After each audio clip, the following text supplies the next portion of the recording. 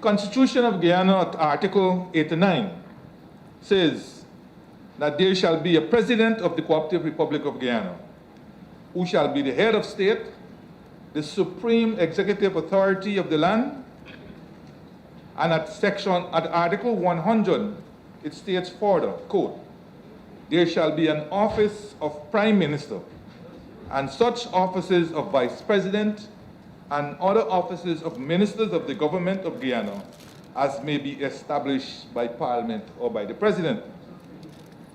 Further, at Article 101(2), it says, quote, the Prime Minister shall be the principal assistant of the President in the discharge of his executive functions and leader of government business in the National Assembly. So it is well established that these two are the principal officers in the land. In this respect, therefore, Mr. Speaker, it is how we can view Prime Minister Hamilton Green, former Prime Minister Hamilton Green, who was appointed the fourth Prime Minister of Guyana on August 6, 1985, and served in that capacity until October 9, 1992. He remains one of the longest serving prime ministers of the country. At 82 years, he may be getting on in age, but doesn't necessarily look it.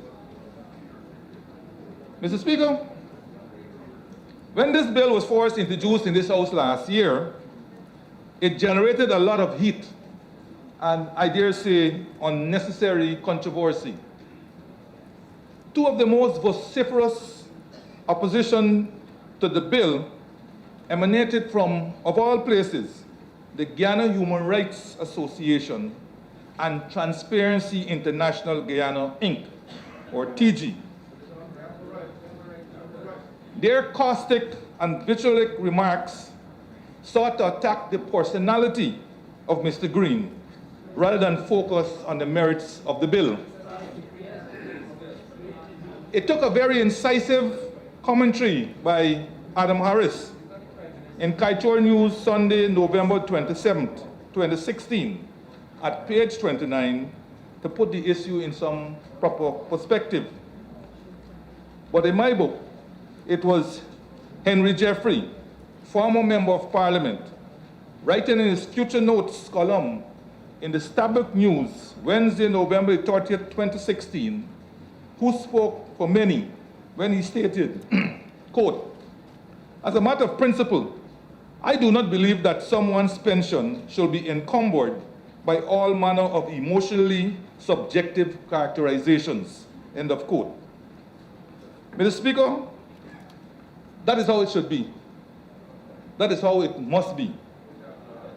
Nowhere in the Constitution, nor any extant law, does it state that a person's pension shall be forfeited or denied if he or she is alleged to or have been accused of committing some wrong. Mr. Speaker, I therefore hope that as this debate proceeds, you will exercise your usual vigilance and not allow any speaker to besmirch the character of former Prime Minister Hamilton Green. On this matter, and during this debate, principle must trump personality.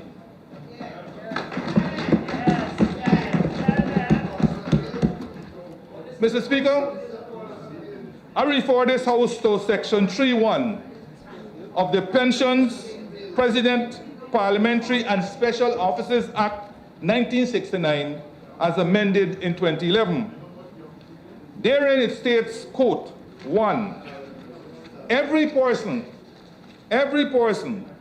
who, having held the office of President on or after 16th December 1966, or who, having held office of Prime Minister on or after 22nd December 1965, ceases at any time after such a date to be President or Prime Minister, shall be paid a pension under this Act with effect from the date on which he ceases to be president or prime minister, as the case may be, and subject to subsection 2, such a pension shall continue to be paid during the lifetime of that person, end of quote.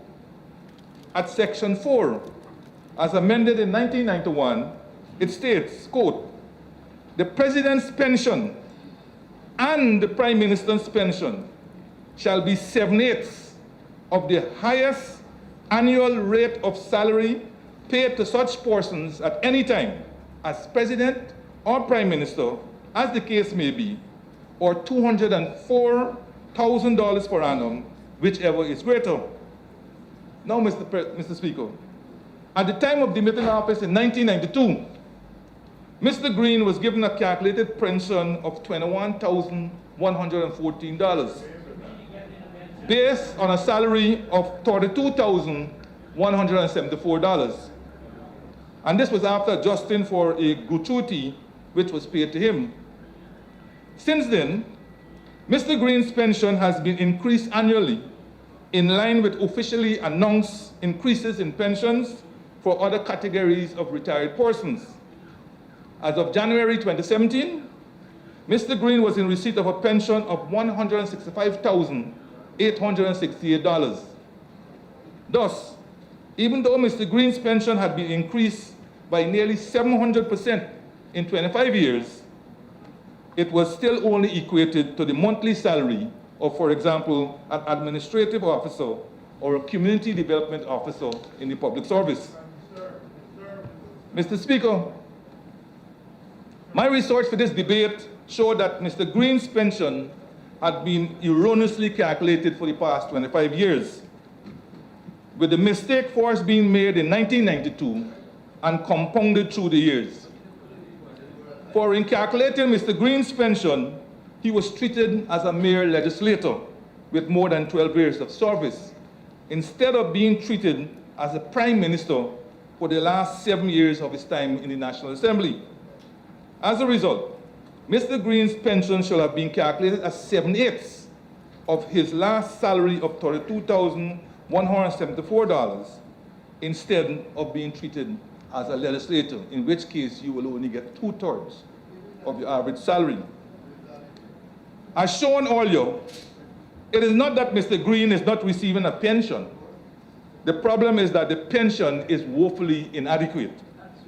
Quote, to enable him to live in keeping with the high office he occupied, end of quote, as stated in the explanatory memorandum to this bill.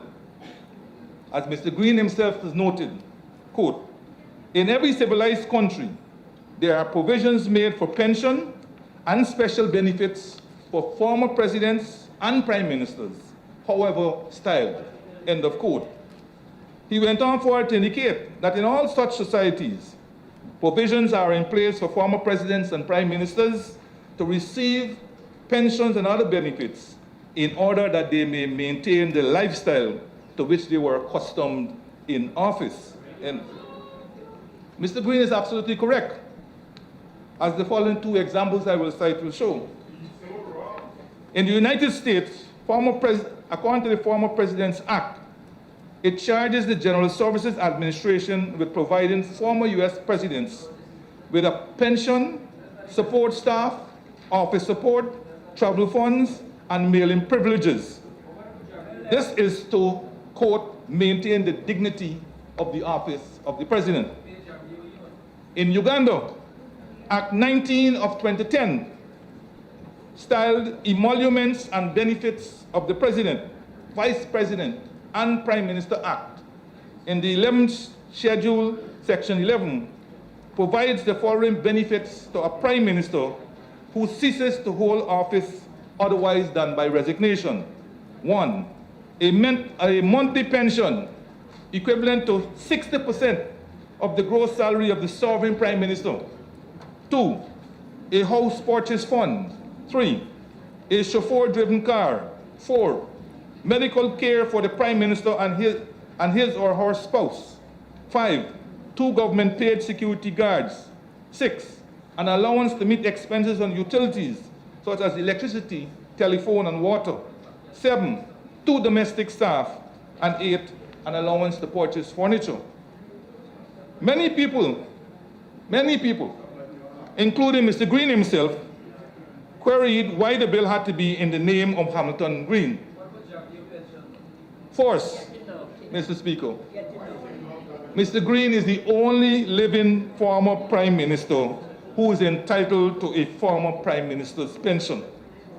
True, Mr. Sam Hinds is another former Prime Minister who is still alive. However, as we all know, Mr. Sam Hinds is being paid a president's pension, having served as President of Guyana for about 9 months in 1997 after the death of Dr. Cherry Jagan.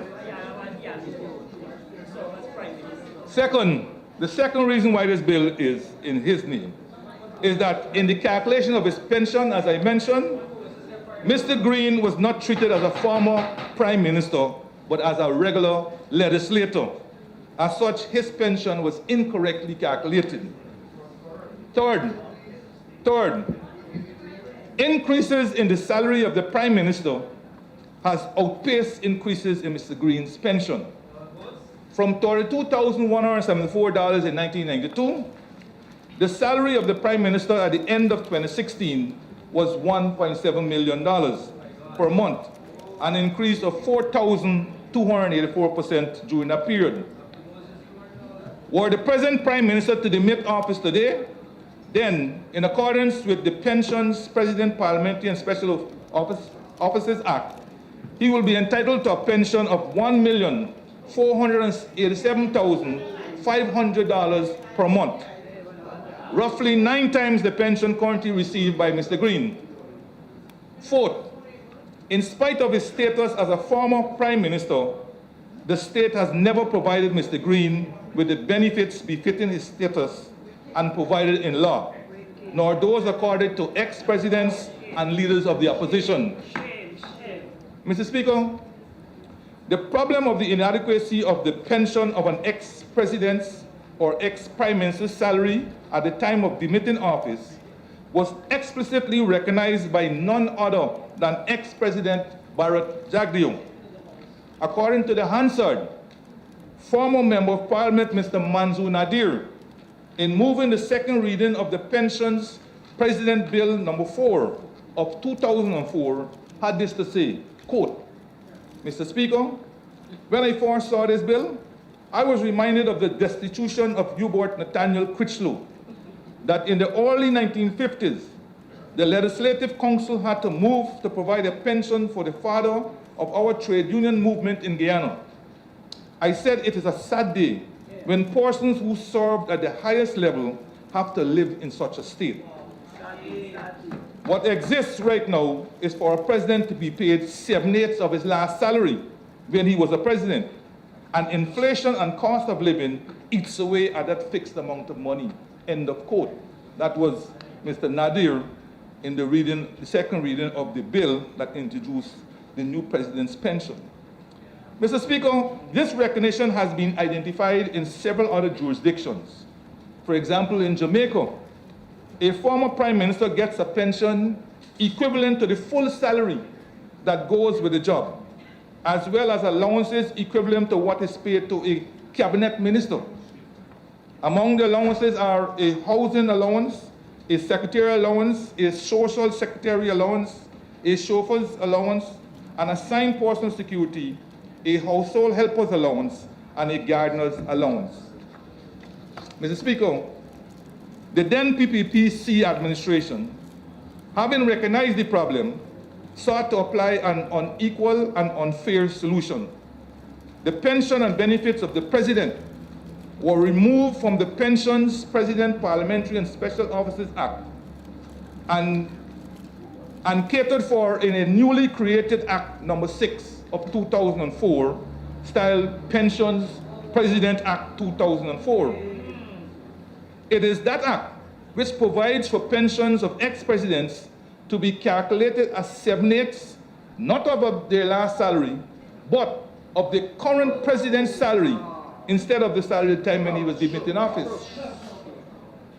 Having accomplished this objective, Mr. Speaker, the next move in this cleverly contrived maneuver was to massively increase the salary of the president. Thus, between 2006, when he was re-elected, and 2007, now Honorable Member Barrett Jagdeo's salary rose astronomically from $223,783 in 2006 to $908,784 in 2007, an increase of 306%. By the time he demitted office in 2011, his salary had risen further to $1,304,503. Between 2011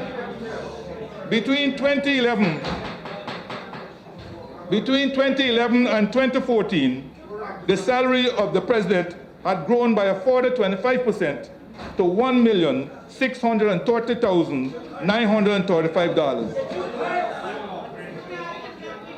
Today, ex-presidents Jagdeo, Ramotar, and Hines each receives a monthly pension of $1,513,406, or the equivalent of 9 times the current pension of Mr. Green, a former prime minister. The law gave him that pension at the time, and he was earning it. I heard the Honorable Minister of Finance say that there was a mistake in the calculation of the pension. Well, correct the mistake and pay him the difference. That's all you have to do, and you rectify the error that you claim existed. But to bring this, Mr. Speaker, and call it a pension bill is simply wrong.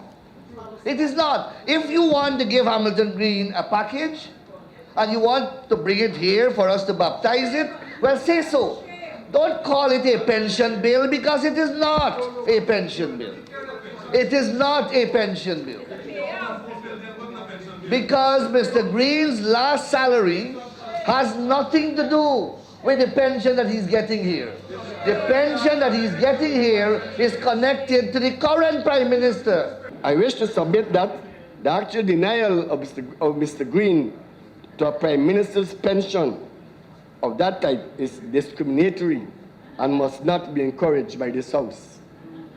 Mr. Speaker, what we seek to do today is to correct an obvious injustice by passing Bill number 23 of 2016 that will go some way towards atoning for the grievous wrongs of the past. It provides the opportunity for the nation to reflect on the need to observe principles, fairness, and decency. However we may feel about an individual, we must remember that the passing of judgment is not ours to dispense, but that will be left to destiny. I therefore urge the support of all for this bill. Every one of us deserves the good life, not some. And so we continue from day to day to see the fat cats, as we're told that the PPP left, are now becoming mega fat cats. When will it end?